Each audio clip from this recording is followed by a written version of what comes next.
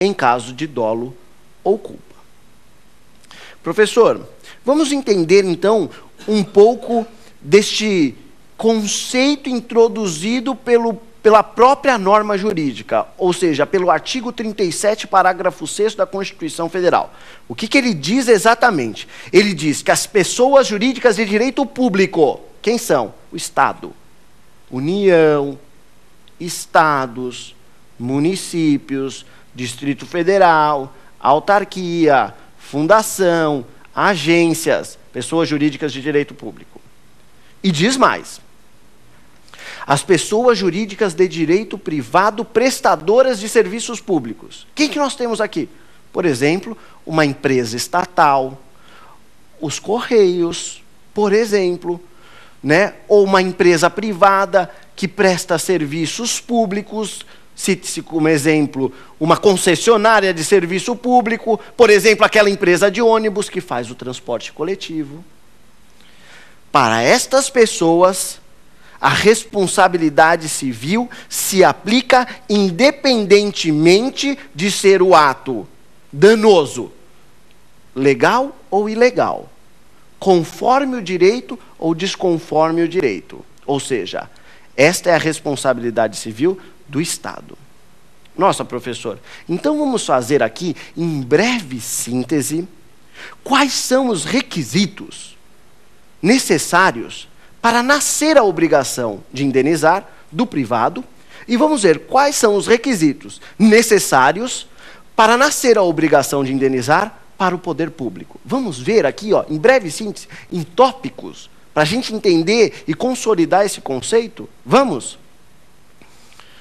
Para nascer a obrigação de indenizar do direito privado, ou seja, para o cidadão ser obrigado a indenizar, deve a vítima que sofreu os danos, que sofreu o ato danoso, deve a vítima demonstrar 3 requisitos fundamentais.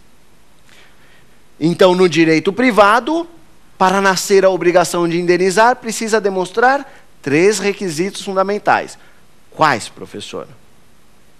Primeiro, dano. Nós devemos demonstrar que ocorreu um dano. Vamos pegar um exemplo qualquer? Um acidente de carro. Um acidente de carro. Com certeza, num acidente de carro, se for com uma velocidade considerável, vão ficar caracterizados os danos. Como? O carro vai ficar todo amassado. Pronto, então aqui está caracterizado o dano. Primeiro requisito necessário para nascer a obrigação de indenizar da pessoa privada, do cidadão. Segundo requisito, qual que é, professor? É o nexo de causalidade. Deve, então, a vítima demonstrar que aquele dano que aconteceu no carro dela, aquele amassado no carro dela, foi realizado pelo autor do dano. Então tem que mostrar o nexo de causalidade entre o dano e a parte que será responsabilizada pelo dano. Tem que provar a ligação entre esses 2 fatos. O que é isso, professor? Nexo de causalidade. E o último elemento que tem que ser provado, professor, o último requisito para nascer a obrigação de indenizar pelo privado, ok? Para o cidadão. O que ele tem que provar? Ele precisa provar o dolo ou a culpa do autor do dano. Dolo ou culpa do autor do dano. Dolo. Qual que é o dolo, professor? É a vontade de bater o carro e causar o dano. Por exemplo, vamos imaginar que nesse acidente de veículos se tratava, então, da namorada e do namorado. O namorado ficou ciumento, resolveu bater o carro no carro da namorada. Pronto, o que acontece? Isso, vontade de causar dano. Dolo. Mas pode ser também sem querer. Vamos imaginar que esta pessoa, o autor do dano, que causou o dano no carro alheio, né, estivesse numa velocidade acima e não conseguiu frear para parar antes de bater e acabou batendo o carro. O que é isso, professor?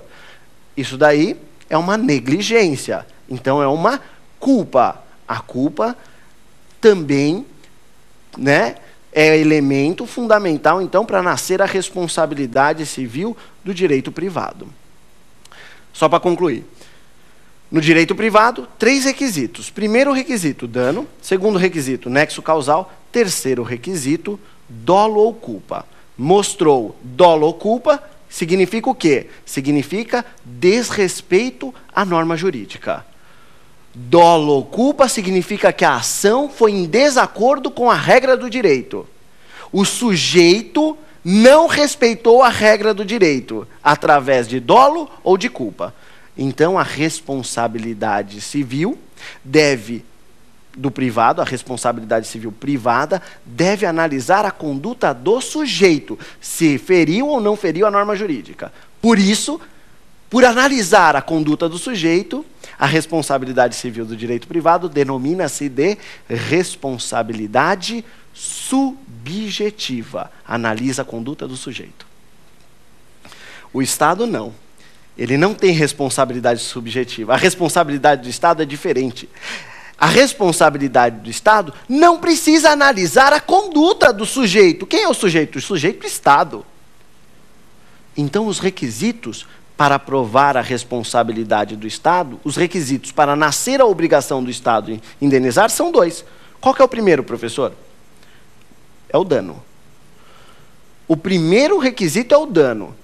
O particular que sofreu, portanto, uma ação do Estado e sofreu danos em virtude dela, tem que mostrar, em primeiro lugar, quais foram os danos que o Estado realizou em face do patrimônio dela.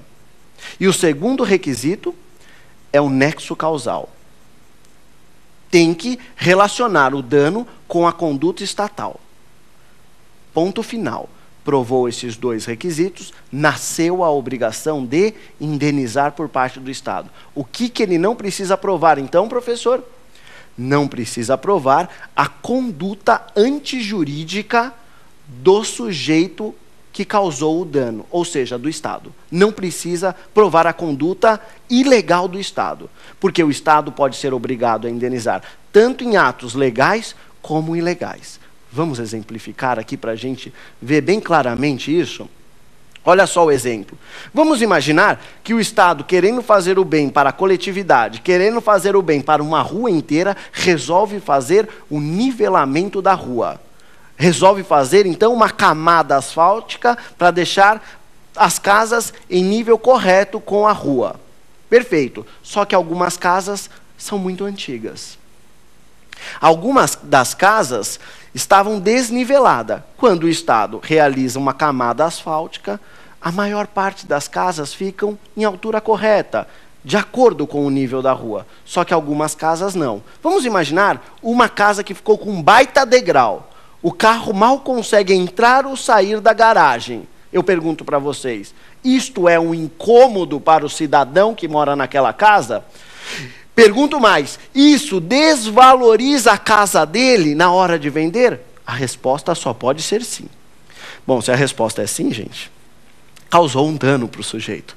Se causou um dano para o sujeito, o Estado é obrigado a indenizar.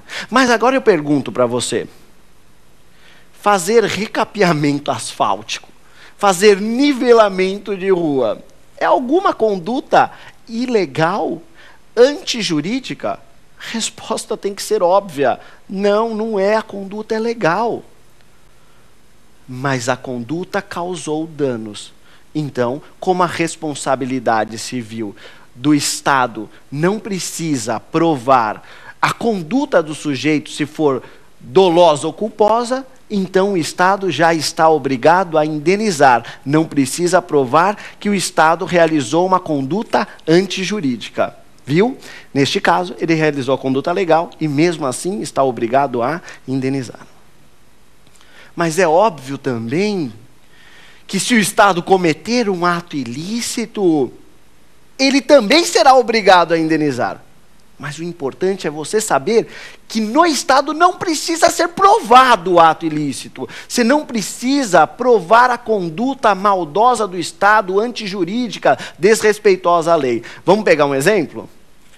Pensa o carcereiro, bravo com o preso. Pega o preso e resolve torturar o preso. Vai lá e corta um dedinho do preso, cortou o dedo